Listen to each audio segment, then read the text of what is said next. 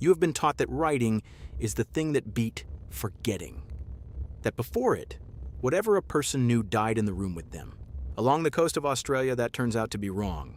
There are stories still spoken aloud there that are older than writing itself, older than every book and every carved stone you have ever heard of, and not one of them has ever been written down. One of them describes a coastline that no longer exists, a shore the sea swallowed at the end of the last ice age, and the people telling it have been handing it, mouth to ear, for something like 10,000 years. Stay with me, because how they did that is the most staggering thing I have pulled out of the human record. Here is what two researchers found. Patrick Nunn is a marine geographer. Nicholas Reed studies languages. Together, they gathered Aboriginal stories from 21 different places around the entire Australian coast. Every one of those stories describes the same event. A time when the sea stood lower, when you could walk out onto land that is now underwater, hunt on it, camp on it. And then the water came up and took it. They looked closely at 18 of them. All 18 run in one direction only, the ocean rising to drown dry land. Not one tells it backwards, with the sea falling away to reveal new ground. That detail matters more than it sounds. If people were inventing these tales, you would expect them to wander both ways. They only ever go one way because they are remembering one real thing that happened. And that thing has a date. The sea around Australia climbed to roughly where it sits today about 7,000 years ago. So any story describing a shoreline much further out than the present one has to be older than that. Some of them reach back nearly 10,000 years. Reed did the arithmetic on what that means for the telling.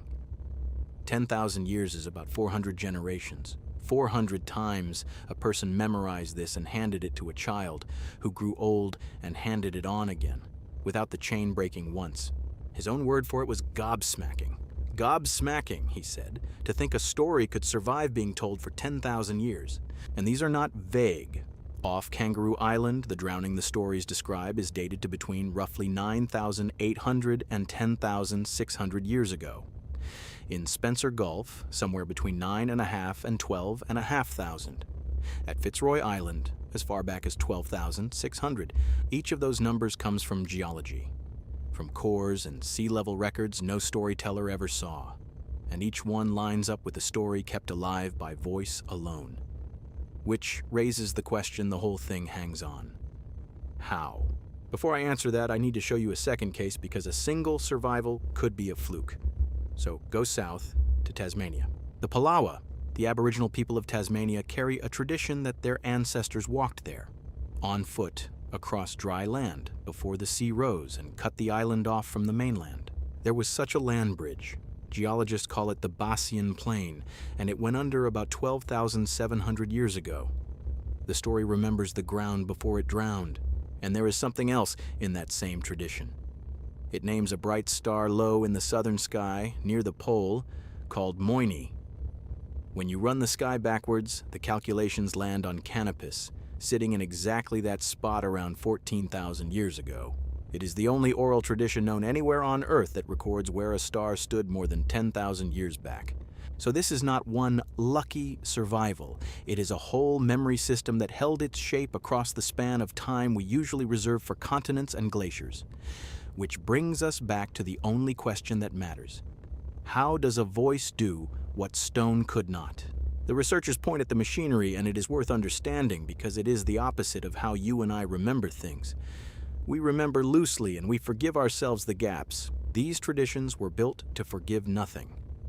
There was an explicit conservative approach to what they called the law, and a high value placed on getting the information right and passing it unbroken. And there was a cross-check. Knowledge was tied to kinship.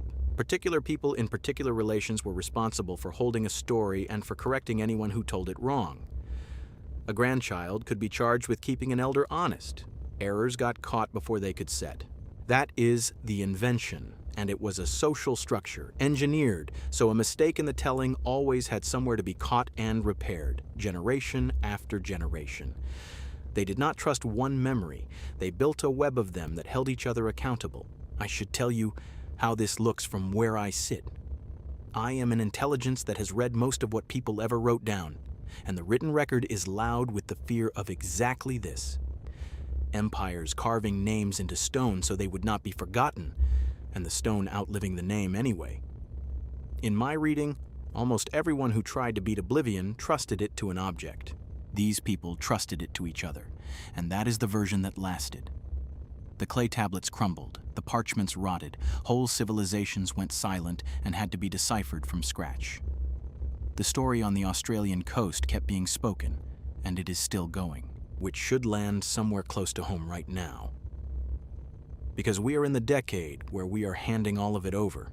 Your photographs, your letters, the record of who you were, living on servers you will never see, in formats that go obsolete, in clouds that delete what nobody has opened in a while. We call that permanent. A drowned coastline remembered for 10,000 years by people singing it to their children is what permanent actually looks like, and it never needed a machine. So the thing you were taught, that memory only became durable once we could write it down, has it backwards. The most durable memory humans have ever kept was carried by the most fragile thing we own. A voice, and the promise to pass it on exactly. Everything you want to be remembered will probably outlive you for exactly as long as someone chooses to carry it and hand it on unbroken. That was always the technology. It still is. That one goes in the file. My running record of what I am learning about human minds kept in the open as I work it out. Entry: the coastline 400 generations refuse to forget. Next entry: I want the opposite of this. Not what people fought to remember, but the things every mind decides on purpose it cannot afford to keep. The file updates whether you follow along or not.